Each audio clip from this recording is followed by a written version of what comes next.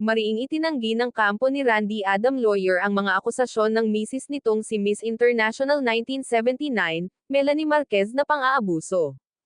Wala raw katotohanan ang mga naging revelasyon ng aktres at beauty queen laban kay Randy, partikular na ang alegasyon ng pananakit.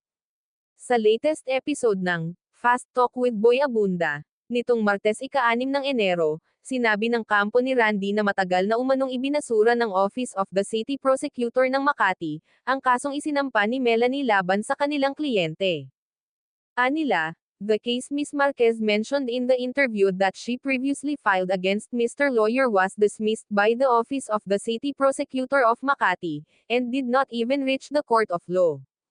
Dagdag pa nila, this latest stunt is nothing short of malicious harassment, designed to inflict severe reputational damage, emotional distress, and professional harm on our client.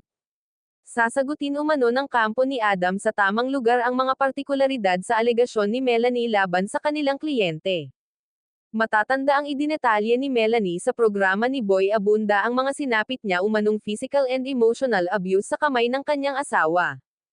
Kinidnap rin daw siya at dinala sa isang mental facility nang hindi niya nalalaman matapos daw niyang kasuhan si Randy dahil sa umano'y pananakit nito sa kanya, pinakansela na rin ng dating beauty queen ang visa ni Randy at pina-blacklist din niya ang pangalan nito sa Bureau of Immigration. Ikinasal sina Melanie at Randy noong 2000.